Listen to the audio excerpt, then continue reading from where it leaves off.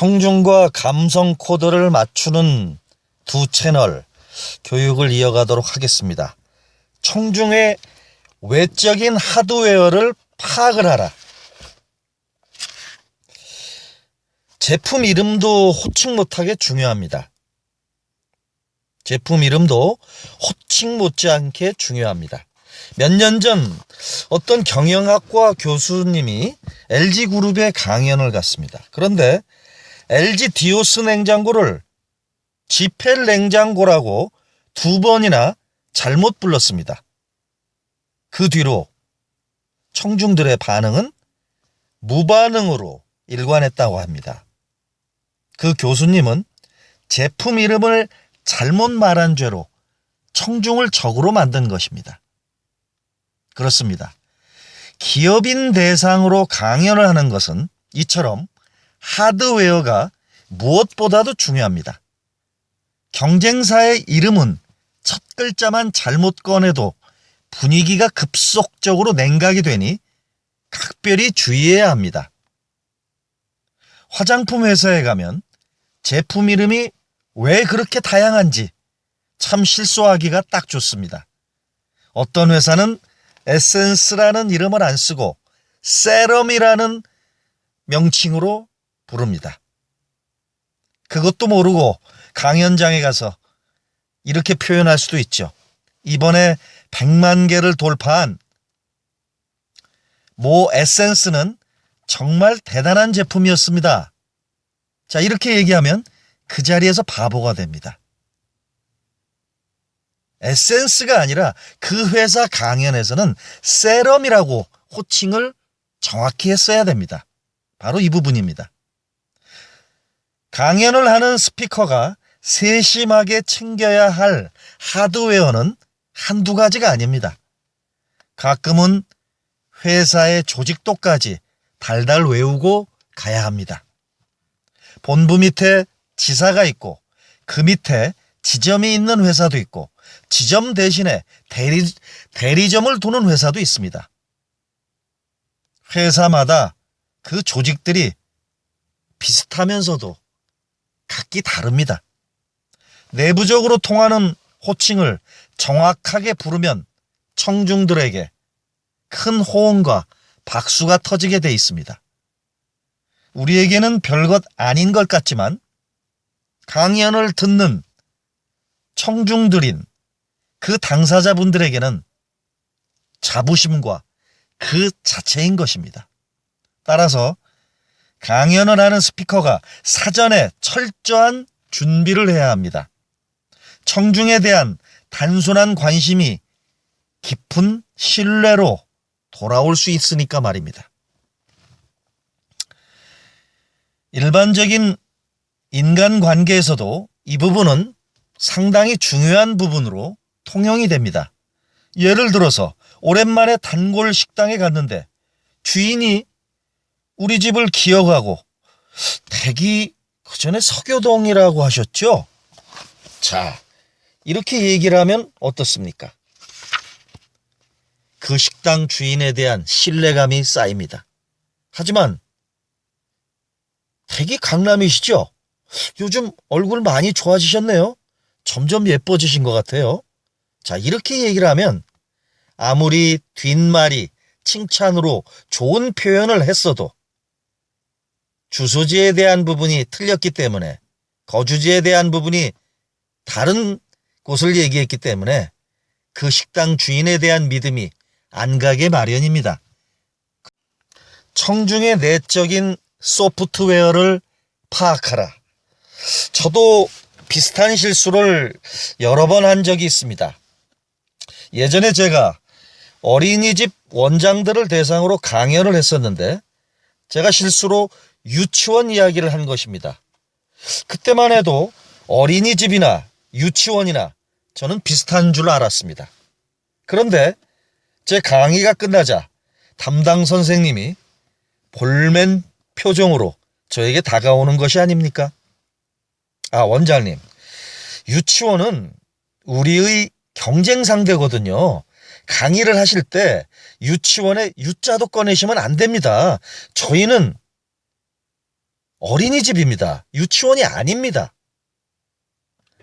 저는 너무 부끄러워서 얼굴을 둘 수가 없었습니다.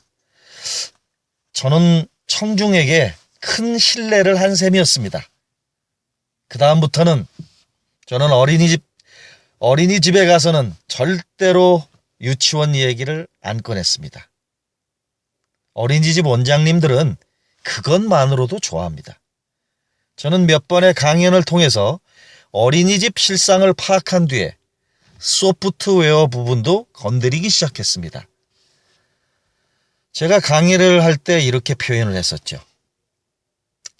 여러분, 대다수는 아이들을 참 좋아해서 이 일을 시작하셨을 겁니다. 그렇게 평생 남의 아이들을 고이 기르셨죠? 그런데 여러분 아이들은 어디에서 키우셨나요? 남의 애들을 키우면서 정작 내 아이는 남의 집에 맡겼을 겁니다. 부모 입장으로서 이보다 더 가슴 아픈 일이 어디 있을까요? 청중은 일제히 한숨을 쉬면서 고개를 끄덕입니다. 자신들이 공유하는 그 아픔, 공통의 소프트웨어를 제가 정확히 집어서 이야기했기 때문입니다. 하드웨어가 소속, 직함, 호칭 등 외적인 것이라면 소프트웨어는 청중이 민감한 사안들이나 청중들이 신경 쓰는 일이나 청중들이 좋아하는 것 등의 내적인 요소들입니다. 하드웨어는 기본이고 소프트웨어까지 정확히 파악하고 있어야 청중을 제대로 웃기고 울릴 수가 있습니다. 저는 몇 년 전부터 우리 회사의 군부대 성교육 의뢰가 들어옵니다. 정부에서 사회로 복귀하는 군인들의 정신기강을 바로잡는다는 명목으로 예산을 할당한 것입니다.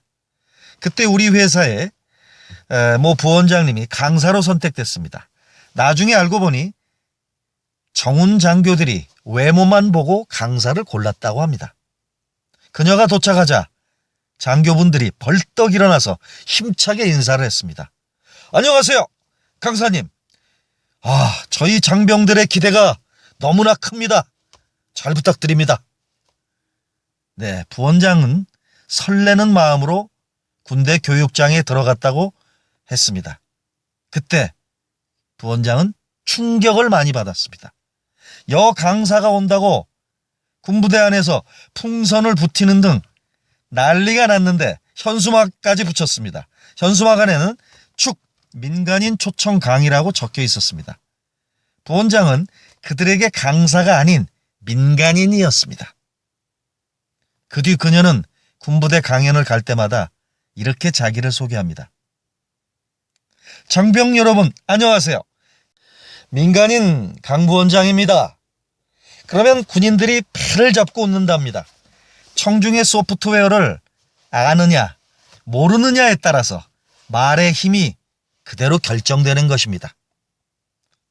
자, 이것은 공공의 스피치뿐만 아니라 기업의 조직에서도 일상적인 대화를 할 때도 마찬가지입니다.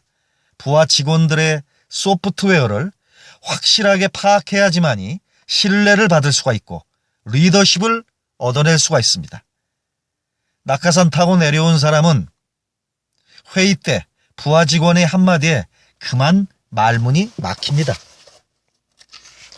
팀장님, 그건 현장을 제대로 모르고 하시는 말씀입니다. 이렇게들 반문들을 하죠. 평소 친하게 지내는 백화점 점장은 신입 시절에 배추 장사와 생선 장사가 했던 일이 평생에 그의 자산이 됐다고 했습니다. 20여 년 전 그가 유명 백화점에 입사한 이유는 단 하나였습니다. 백화점 근무자가 옷을 잘 입었기 때문입니다. 그는 입사하자마자 양복부터 몇 벌을 샀습니다. 그런데 그분의 근무처가 백화점 슈퍼마켓이었습니다. 그는 생선 장사, 배추 장사, 건어물 장사 등을 돌아가면서 했는데 그 일을 무려 6개월이 넘게 했다고 합니다. 어느 날 앞치마를 두르고 배추를 팔고 있는데 낯익은 사람이 그분 눈앞에 나타났답니다. 바로 그의 어머니였습니다. 아들이 백화점에 취직했다고 동네 사람들하고 단체로 백화점 안에 있는 슈퍼마켓에 쇼핑 왔던 것입니다. 그런데 아들이 배추를 팔고 있었으니 어머니는 그대로 바닥에 주저앉아서 저놈이 날 속였어 하고 대성통곡을 했다고 합니다. 그때는 힘들었지만 그렇게 현장을 돌고 나니까 제 말에 힘이 실리더군요.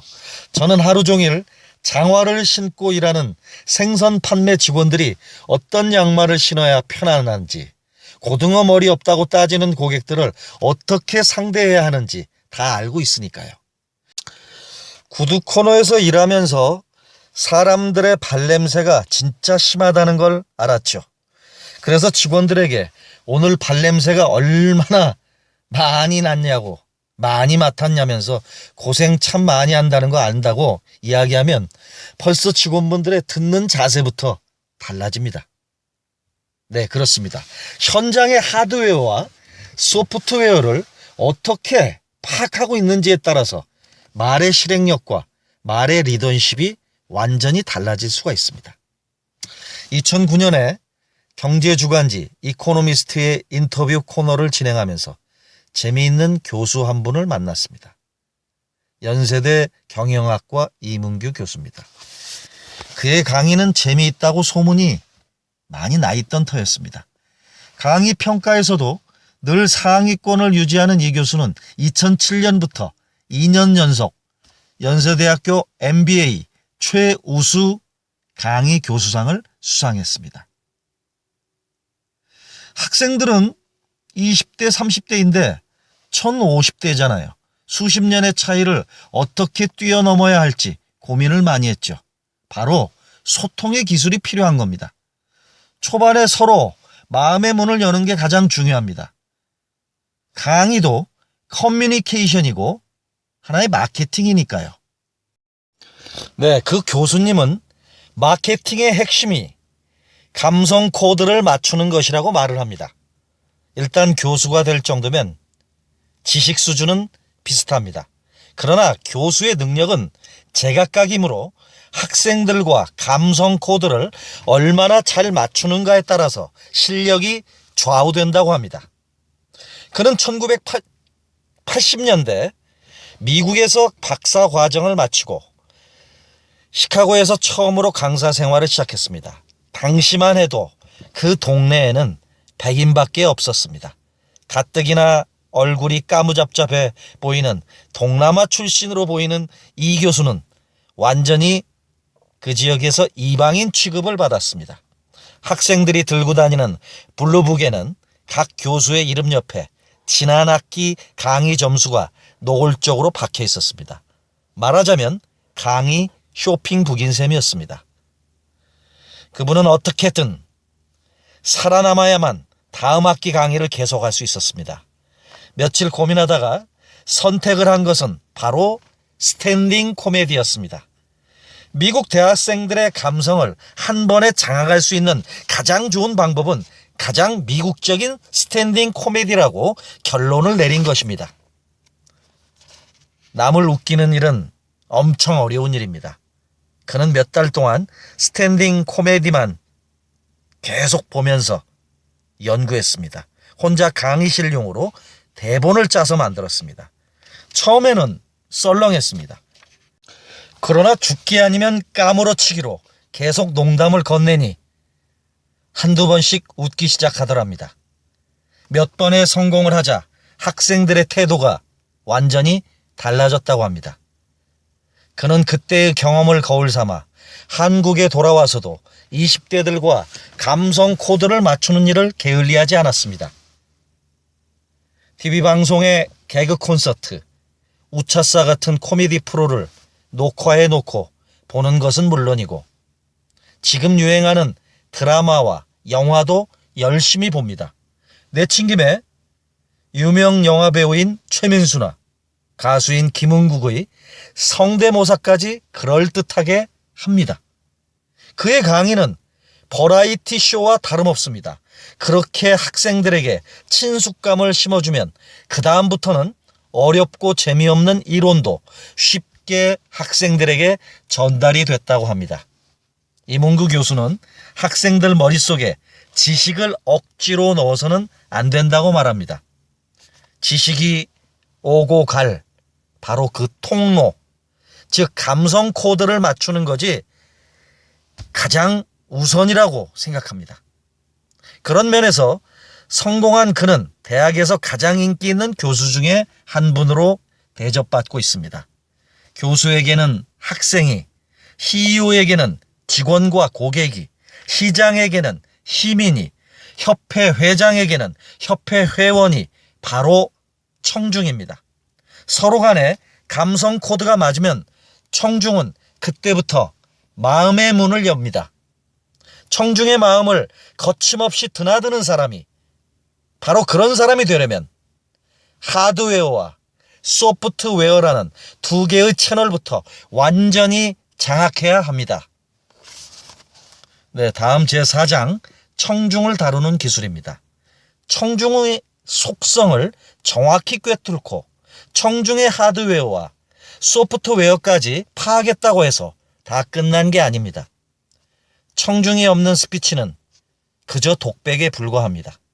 청중이 누구인지 파악하지 못한 채 그대로 진행되는 스피치는 청중과 아무런 교감 없이 실패로 끝난다는 것을 알아야 합니다.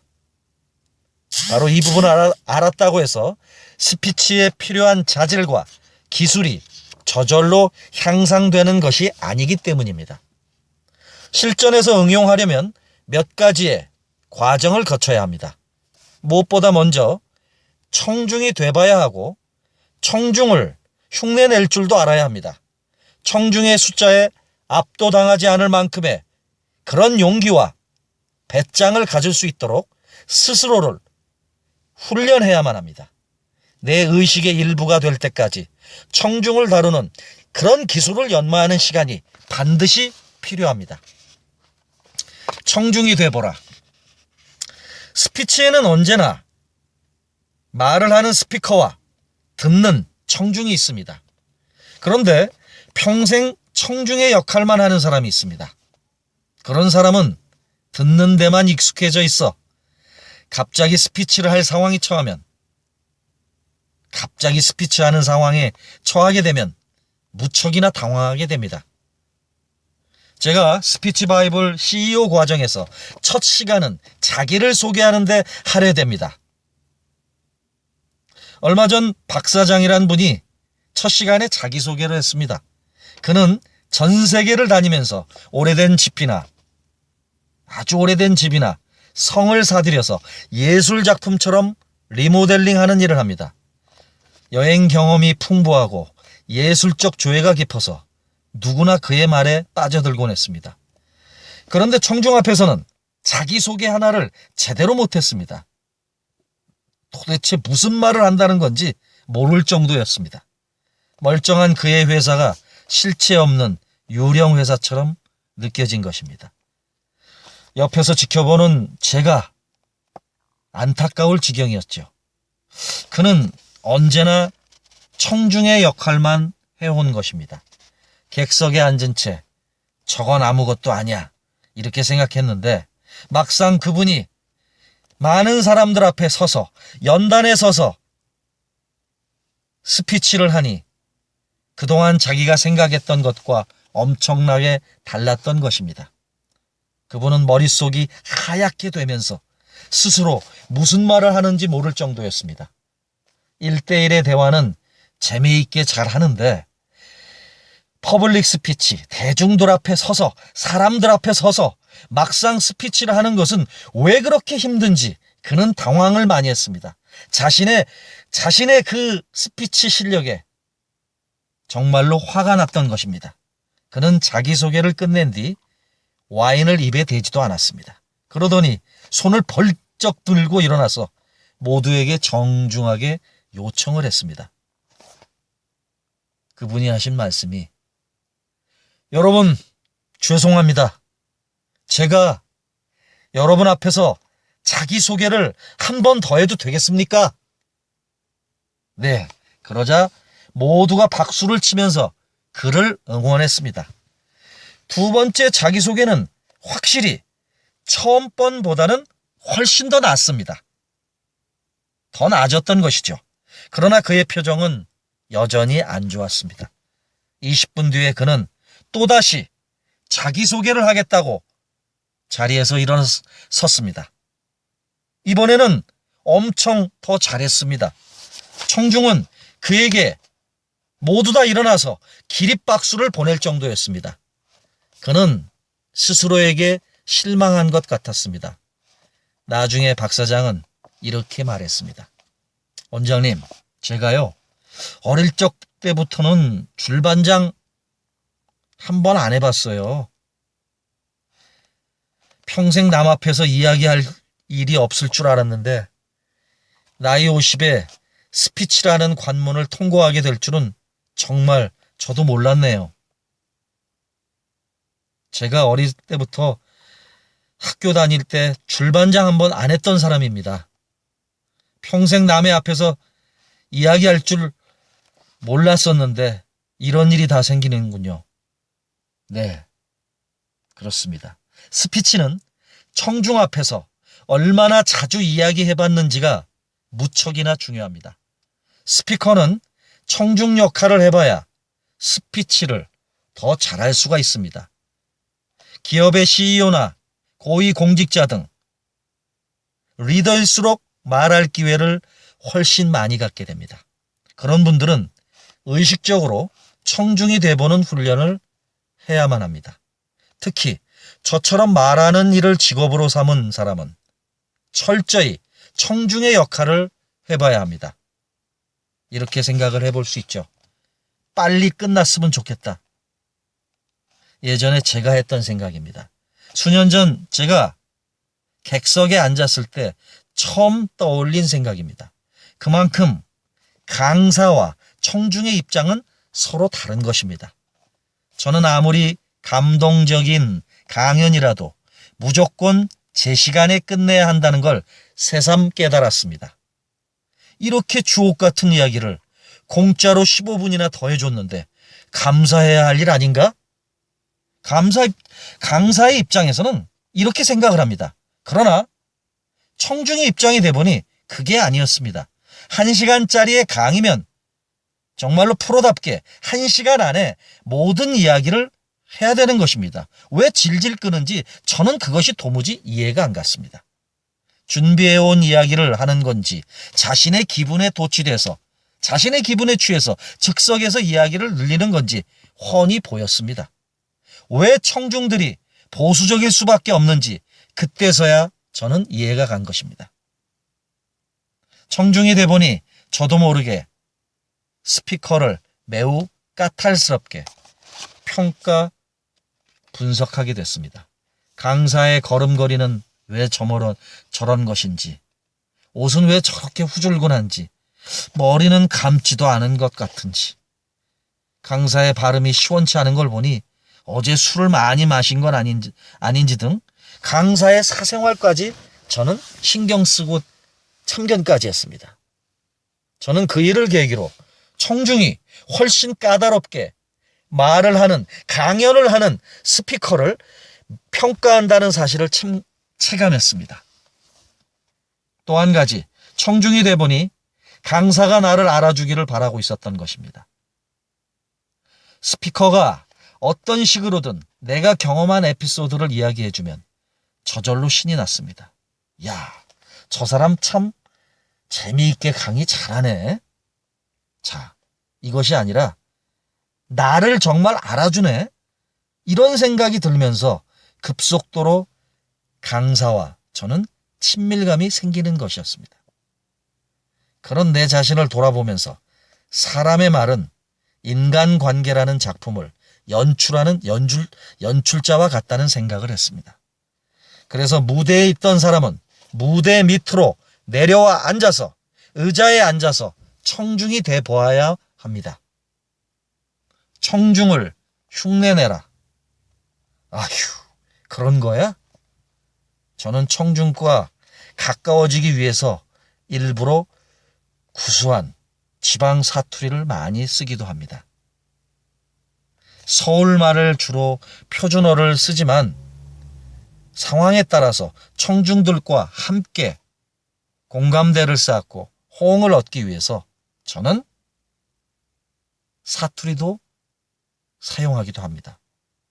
경우에 따라서 충청도 청중들도 열광한 적이 있습니다. 충청도 사투리를 쓴다고 경상도와 전라도 청중이 기분 나쁘게 생각할까? 그렇지는 않습니다.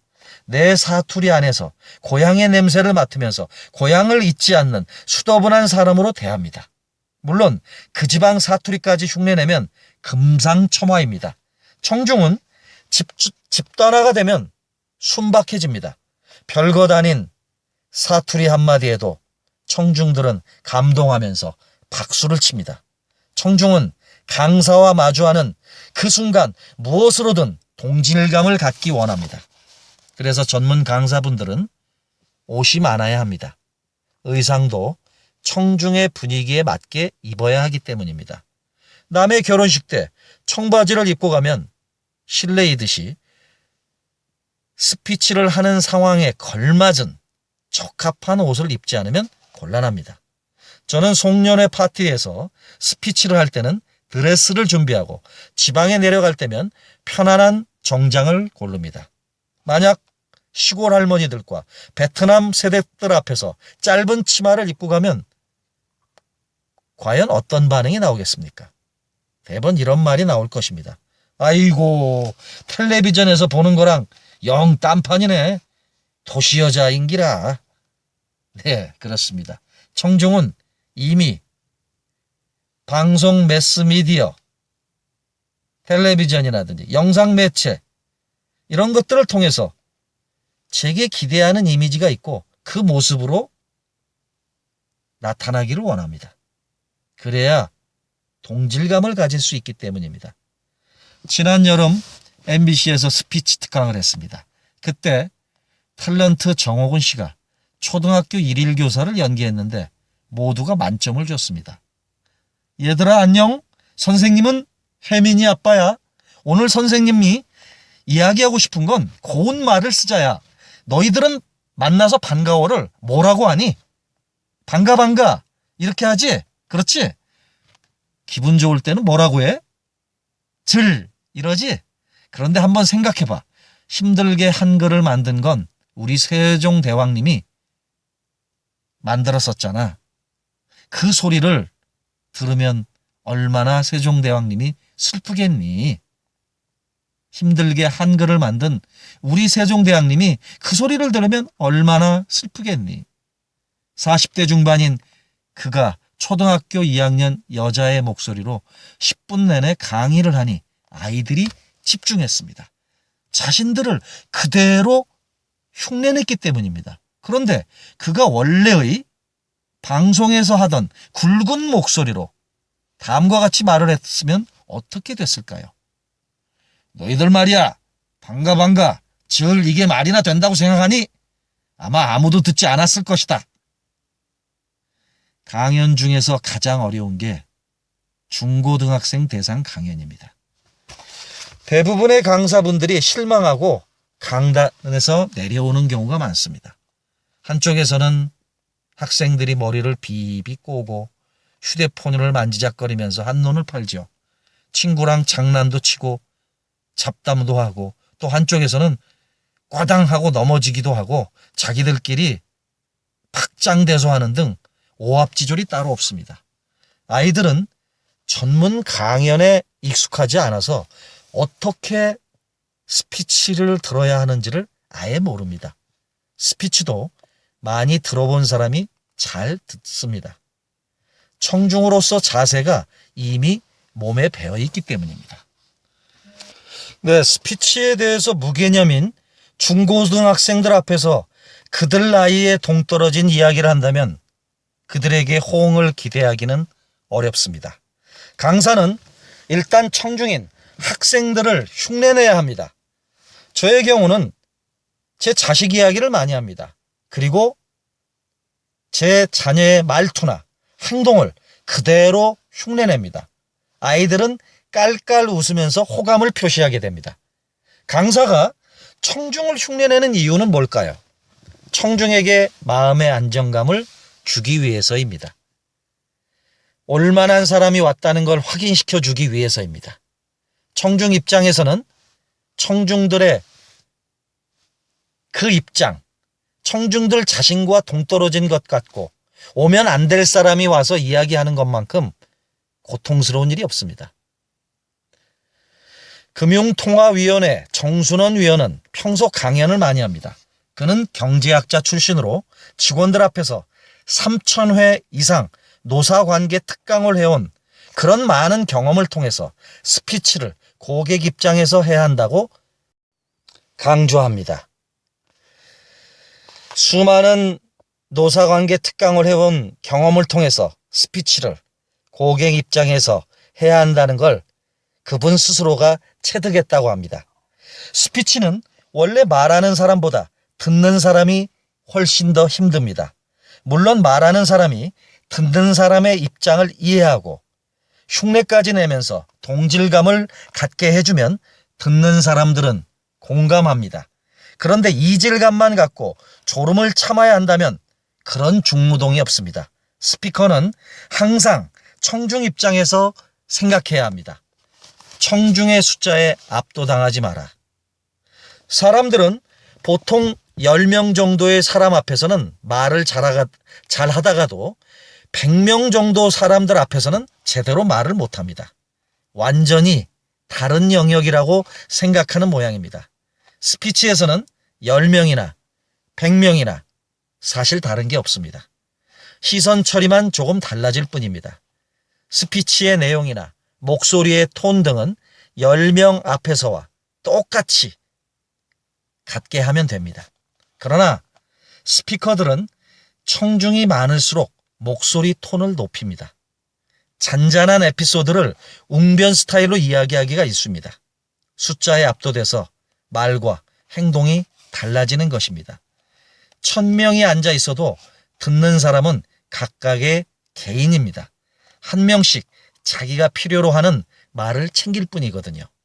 10명이 치는 박수와 1,000명이 치는 박수는 크기만 다를 뿐입니다. 청중은 스피커와 자신이 1대1로 대화한 것처럼 반응합니다. 제가 만난 청중들 중에서 최대 규모는 5,000명이었습니다. 일산 킨텍스에서 강연을 하는데 마이크는 윙윙 울리고 정신이 하나도 없었습니다. 이때는 마인드 컨트롤이 꼭 필요합니다. 시야에 들어온 5,000명을 한 명으로 보는 그런 용기와 배짱이 필요합니다. 저는 강연하기 일주일 전부터 나만의 믹서를 준비했습니다. 5,000명 중에서 80%가 공통적으로 관심을 기울일 만한 것, 즉 그들이 겪었을 인생의 경험과 고난과 기쁨이 뭔지를 찾아내서 믹서에 넣고 즙을 짜는 것입니다. 인생의 경험과 경륜은 여기에서 드러납니다. 강사들 중에도 200명까지는 잘하다가 1,000명이 넘어가면 집중력이 흐트러지는 경우가 많습니다. 청중의 공통점을 제대로 짚지 못해서입니다. 때로는 즉석 믹서도 필요한 것입니다. 어느 대기업의 직원 100명을 대상으로 강연을 하러 갔었는데 강당에 무려 1,000명이 앉아 있었습니다. 계열사 직원들을 전부 다 부른 것입니다. 저는 속으로 많이 당황을 했었지만 1,000명을 즉석에서 믹서에 넣고 돌렸습니다. 그들의 공통점을 찾으면 1,000명이 한 명으로 보입니다. 이 이야기를 들으면 아니라고 생각할 분도 있겠지만 여기에 해당 사항 없는 분도 계시겠지만 이런 식으로 사설이 길어지면 강연의 신뢰감은 떨어집니다. 그들 모두를 무조건 믹서에 넣고 엑기스를 추출해내야 합니다. 청중이 아무리 많아도 한 사람으로 보이기 시작하면 원래의 계획대로 밀고 나갈 수가 있습니다. 그 뒤는 걱정할 필요가 없습니다. 각자 내 콘텐츠를 알아서 쪼개서 가져가니까 말입니다. 제5장 청중에게서 에너지를 얻어라. 청중과 레이저를 주고받아라. 평소에 저와 친분이 있는 중견기업 김 회장님이 처음으로 방송에 출연하게 됐습니다. 방송 녹화를 앞두고 하도 걱정을 많이 하길래 일주일간 특별 훈련에 돌입했습니다. 제가 수제자를 키우는 마음으로 원고 작성, 에피소드 기법, 제스처, 표정까지 일일이 가르쳤습니다.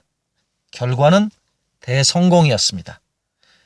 그분은 녹화가 끝나자마자 저에게 달려왔습니다. 마치 상을 받은 아이처럼 들떠 있었습니다. 그런 그분이 자랑부터 할 줄 알았는데 그런데 그의 첫마디가 뜻밖이었습니다. 맨 처음 박수친 세 분이 지금도 제 눈에 선해요. 앞줄 두 번째와 뒤에 서서 세 번째 줄에 앉아 있었는데 그분들이 호응한 덕분에 자신감이 생겼어요. 저한테는 정말 그분들이 은인들이에요. 그는 청중에 대한 고마움을 이야기하는 것이었습니다. 초보 강사 김 회장은 전날까지 깨알 같은 원고를 외우고 또 외웠습니다. 거울을 보면서 연습도 수십 번 했습니다. 그러나 막상 무대에 서고 보니 그렇게 원고가 보고 싶더랍니다. 그는 잠시 갈등하다가 원고는 가방 안에 둔 채 준비한 말을 꺼냈다고 합니다. 이처럼 자신도 불안한 상황에서는 청중이 반응할 거라고 기대하기 어렵습니다. 그러나 그가 강연을 하기 위해 일주일간 쏟은 열정과 노력을 알아봤던 것일까? 청중은 반응을 빨리 보였습니다. 세 명이 웃으면서 박수를 보낸 것입니다. 그때부터 그는 자신감을 갖고 자신의 강연을 이어나간 것입니다. 회장님과 청중이 서로 레이저를 몇 번이나 주고받은 것 같으세요? 제 생각에는 제가 20개 주고 한 3개 정도는 청중들에게 받은 것 같은데요.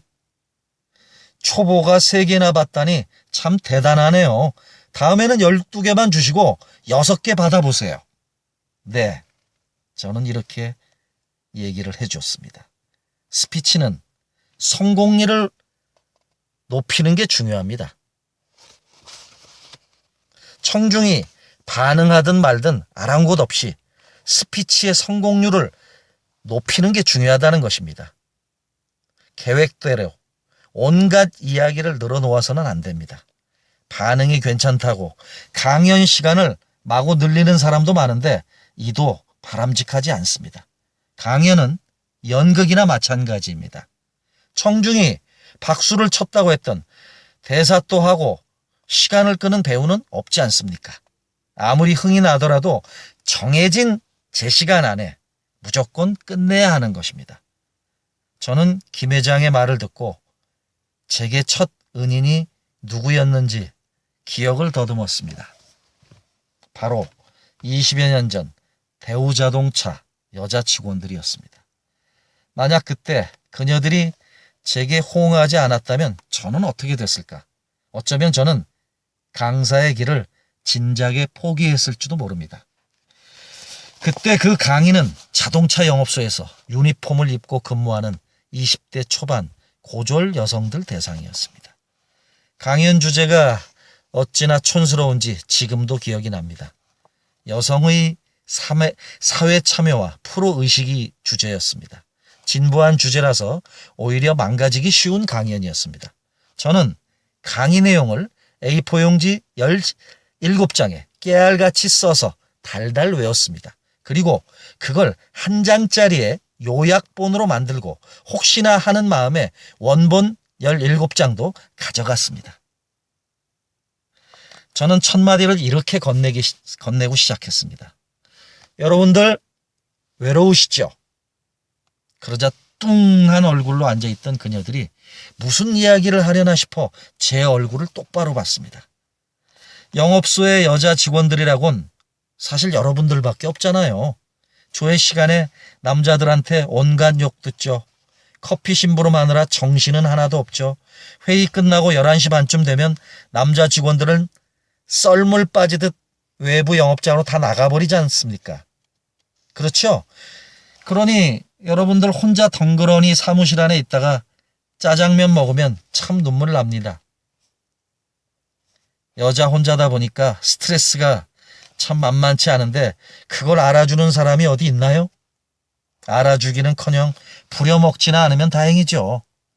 그 이야기를 듣던 청중의 절반은 눈이 동그래지고 절반은 자기들에 대해서 알아봐줘서 감사하다는 그런 눈빛을 보냈습니다. 한쪽에서는 티슈로 눈물을 닦고 있었습니다. 저는 코가 빨개져서 울고 있는 여자 직원들이 어찌나 고맙던지 상이라도 주고 싶었습니다. 청중은 무섭고 두렵기만 하는 존재였는데 오히려 제게 에너지를 주기도 한다는 것을 그때 그 강연의 청중들을 통해서 저는 새롭게 깨달았습니다. 청중 속에 은인이 있다. 저는 그전까지만 해도 원고만 철석같이 믿었습니다. 그런데 청중의 반응을 보고 스스로를 믿게 된 것입니다. 청중들도 이 강사 정도면 믿어도 되겠구나 이렇게 생각하는 눈빛을 보낸 것입니다. 저와 청중 사이에 한 번 신뢰가 생기자 다른 것이 끼어들 틈이 없었습니다. 17장짜리 원고도, 1장짜리의 요약본도, 어젯밤 거울 앞에서 밤새 연습했다는 그런 사실도 모두 잊어버렸습니다. 제 자신이 준비한 말보다 더 그럴듯한 말이 저절로 튀어나와서 놀랄 지경이었습니다. 청중이 주는 에너지에, 그 에너지에 저는 함께 같이 춤춘 결과가 나온 것입니다. 교육 담당자는 강연이 좋았다고 칭찬을 해줬지만 제 속옷은 땀으로 흥건했습니다. 속으로는 엄청 떨었지만 청중은 눈치채지 못했습니다. 그 강연에서 여자 직원들은 제 은인이었습니다. 저는 그 뒤로 반응이 좋았던 베스트 콘텐츠만 모아서 강연에 활용하기 시작했습니다. 그러자 그 이후부터 폭발적인 반응이 이어졌습니다. 반응이 시원치 않은 건 과감히 버렸습니다. 그걸 5, 6년간 계속하고 나니 어떤 콘텐츠가 청중의 반응을 이끌어내는지 알게 된 것입니다. 그때마다 저는 자신감도 부쩍 붙고 강사라는 직업의 찬맛도 느꼈습니다.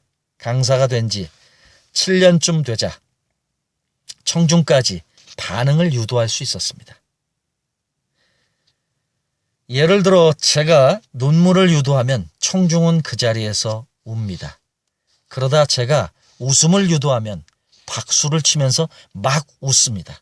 이처럼 청중이 강사에게 큰 호응을 보내면 강사는 강연을 힘들지 않게 합니다. 어떤 스피치든 청중과 강사가 서로 신뢰를 보이고 호응을 하게 되면 시간은 금방 지나갑니다. 그런데 청중에게 어떤 리액션도 유도하지 않는 그런 스피커가 있습니다. 청중은 무엇이든 하지 않으면 이내 지루함을 느낍니다. 스피커와 청중의 간격은 점점 더 벌어지게 됩니다. 나중에는 아무 반응 없는 유령과 말하는 그런 상황이 되면서도 강사도 청중도 모두 힘들어집니다. 강의 중간에 불필요한 갈등을 유도하는 그런 스피치는 자제해야 합니다. 그런 부정적인 말과 잘못된 행동은 청중에게 갈등을 안길 뿐입니다. 저는 20년간 강연을 해오면서 수많은 스피치의 은인들을 만났습니다. 어떤 곳에 가면 1000명씩 앉아있기도 하고 또 어떤 곳에 가면 은인이 되려고 작정들을 한 듯 시작부터 대단한 박수와 환호를 보냅니다. 제가 그런 분들을 만나면 강연은 그야말로 일사천리로 잘 진행됩니다. 그동안 진 빚을 말로 전부 다 갚고 오는 것입니다. 최근에 제가 경험한 대형 교회 할머니 신자 대상 강연이 그런 경우였습니다. 65세 이상의 할머니들이 소속된 실버회에서 초청한 강연이었습니다. 청중은 아들이 장관이다, 기업체 회장이다 해서 다들 쟁쟁했습니다. 워낙 자부심으로 가득한 데다 신앙심까지 돈독하니 두려울 게 없는 분들이었습니다. 맨 앞에 있는 분들 순서대로 연장자 우대로 90세 이상 되는 할머니들이 앉아 있었습니다. 저는 그분들을 어떻게 은인으로 만들지 고민하다가 한 가지의 공통점을 찾아냈습니다. 제가 이렇게 얘기를 했죠. 여러분들 다들 기도로 자식들 대학 잘 보내셨죠? 제가 과거에 지방 총구석에서 이 서울 수도권의 명문대학교로 들어갈 수 있었던 것은 저희 부모님의 기도 덕분이었습니다. 그때 저희 부모님이 교회 목사님에게 어떻게 기도해야 되는지, 제가 어떻게 하면 대학에 붙을 수 있는지를 물어봤다고 합니다. 그때 그 목사님이 기도의 출처를 분명히 해서 가장 겸손하게 기도하세요, 이렇게 알려주셨다고 합니다. 그래서 저희 부모님은 제가 좋은 대학에 들어가서 성공할 수 있도록 음악으로 하나님께 큰 보탬이 될 거라면서 저에게 명문대로 들어갈 수 있게끔 어떻게 해서든지 합격할 수 있게끔 해주세요라고 겸손하게 기도했다고 합니다. 그래서 저희 부모님은 지금도 당신 덕분에 제가 합격을 했다고 믿고 계세요. 제가 우리 부모님 덕분에 그 기도로 잘된 사람입니다. 그러자 할머니들이 표정을 누그러뜨리면서 계속 고개를 끄덕였습니다. 수건으로 눈물을 닦는 분들도 있었습니다. 다들 70이 넘도록 자식들을 위해서 비슷한 기도를 했기 때문일 것입니다. 저도 그분들의 자식들과 다를 바 없었습니다. 기도로 키운 자식이라는 점에서 말입니다. 저는 300명의 어머니가 보내는 뜨거운 호응을 받으면서 강연을 멋지게 마쳤습니다. 청중과 함께 공감하면 두려움은 자연히 없어집니다. 청중이 저를 도와주는 스피치의 은인이 되니까 말입니다. 그러므로 콘텐츠가 80% 이상 완성이 되면 겁내지 말고 무대에 올라가는 겁니다. 그럼 나머지 20%는 청중들이 알아서 채워줍니다. 저는 누군가의 스피치 은인이 되려고 늘 노력합니다. 단상이 아닌 객석에 앉게 되는 경우 스피커의 말에 크게 호응을 해줍니다. 청중 중에서 단 한 명만 웃어도 스피커는 자신감을 얻습니다. 그러면 그 스피커는 무사히 강연을 마칠 수 있게 됩니다. 제가 여러분들에게도 부탁하고 싶은 바로 그 점이 이것입니다. 청중의 한 사람이 됐을 때 스피커에게 은인이 돼보는 건 어떻겠습니까? 네, 제6장 스피커는 전달자다. 스피커는 청중에게 힌트와 단서를 많이 주어야 합니다.